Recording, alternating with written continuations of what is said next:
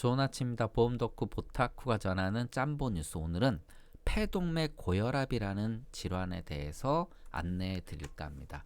폐동맥 고혈압 들어보셨나요? 저도 굉장히 생소한 그러한 질환인데, 이게 이름은 고혈압이지만 일반적인 고혈압과는 완전 다르다라고 합니다. 폐동맥의 혈압이 상승하는 질환인데, 적절한 치료 안 받으면요 평균 2-3년밖에 못 사는 정말 치명적인 희귀 질환. 고혈압이 2-3년밖에 못 산다? 정말 치명적이다라고 할 수밖에 없습니다. 그런데 이 질환이 일반적으로 쉽게 겪을 수 있는 것들로 초기 증상이 나타난다라고 합니다. 피로, 현기증, 기침, 붓기. 그래서 당연히 진단율이 매우 떨어지다 보니까 2019년에 환자 수가 3,000명 정도로 파악되는데, 실제는 한 2배까지도 이런 환자가 있을 것이다라고 추정을 한다라고 합니다. 일반적인 고혈압과는 많은 차이를 보이는 게 40대 여성들한테 빈발한다는 것이죠.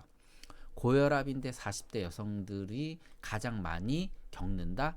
그 자체가 좀 특이하다라고 볼 수가 있겠습니다. 자, 발병 원인은 일단 이러한 이제 특이 질환은 아무래도 원인이 불분명한 경우가 대부분일 텐데, 당연히 이 질환도 원인이 불분명한 특발성이 대부분이고요. 그리고 자가면역 질환자한테 합병증으로도 나타난다라고 합니다.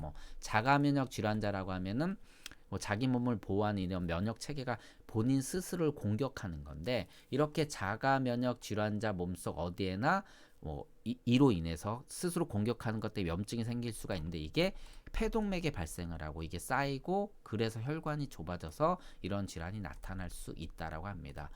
대표적으로 전신경화증에서 높은 확률로 폐동맥 고혈압이 발생을 하기도 하고요. 아시아나 우리나라에서는요 전신 홍반성 루푸스가 더 흔한 원인이 된다라고 합니다.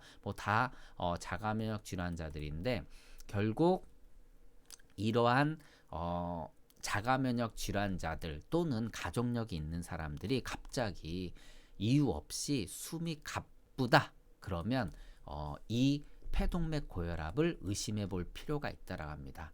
통상 심장 초음파로 진단을 내릴 수가 있는데, 이러한 증상이 나타나게 되면 검사로 이제 연결이 되겠죠. 그러면 심장 초음파 검사를 통해서 폐동맥 혈류 속도와 심장 크기 등을 보고 소견이 어느 정도 보인다라고 하면 심전도 폐기능 검사를 통해서 최종 확진을 내린다라고 합니다. 이렇게 확진을 받게 되면 이 질환도 이제 경구용 약제나 주사제 치료를 시행을 하는데, 최근에 이러한 치료제가 굉장히 많이 발전이 돼서 여기서는 이제 치료가 된다라는 말보다는 진행을 늦추며 관리할 수 있는 병으로 예전보다는 조금 더 나아지고 있다라고 합니다. 그래도 이 질환은요 조기 발견해서 적극적 치료를 해도 10년 정도 생존이 가능하다라고 표현을 하고 있고요. 기대 생존율도 7.6년으로 이것도 이제 늘어날 것으로 기대한다라고 합니다. 그만큼 위험한 것 같아요. 그리고 조기 진단을 받는 것과 받지 않는 것의 생존율은 무려 3배나 차이 난다라고 합니다. 앞서 말씀드린 것처럼 2-3년 산다라고 했는데, 조기 발견에 적극적으로 치료하면 7년, 10년 산다라고 하니까 정말 고혈압 중에서도 희귀 질환이면서도 치명적인 질환이라고 할 수 있습니다. 오늘은 이렇게 폐동맥 고혈압에 대해서 안내를 도와드렸습니다. 고맙습니다.